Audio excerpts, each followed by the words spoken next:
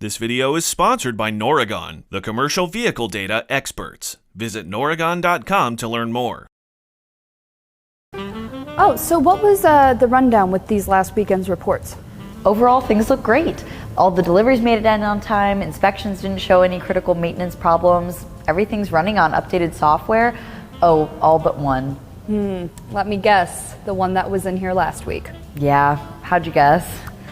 This one's been giving us problems for quite some time, so the answer's clear. We obviously have to repair it. What? Wait, what?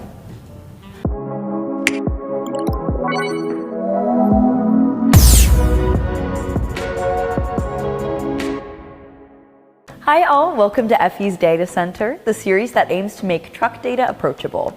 We've come to a fork in the road, and honestly, both options make sense when it comes to where we go from here.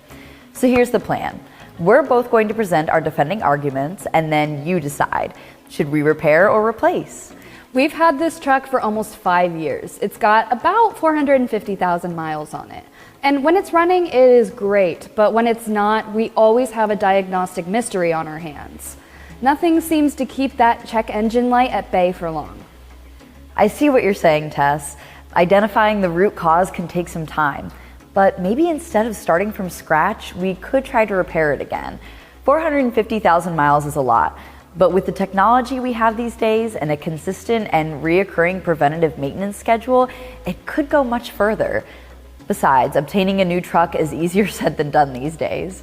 Considering age, preventative maintenance, miles driven, and duty cycles, we still find ourselves kind of stumped between risk and reward. What are some other factors that fleet operators should consider when deciding between repairing and replacing? And what are some best practices for making this decision to optimize overall fleet efficiency and profitability? Well, let's turn things over to Noragon. Maybe they can shed some light on what to consider and help us figure this out. The TMC S6 group is putting together a recommended practice regarding this very issue of repair versus replace. Ultimately, you can look at a ton of factors, but it mainly comes down to, is the vehicle currently making you money or costing you money?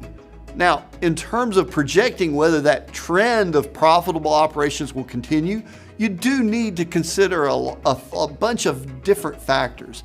Age of the vehicle, depreciation schedule, cost of repairs, maintenance history of both that vehicle as well as the class of vehicle, fuel efficiency, parts availability, resale value, operational cost.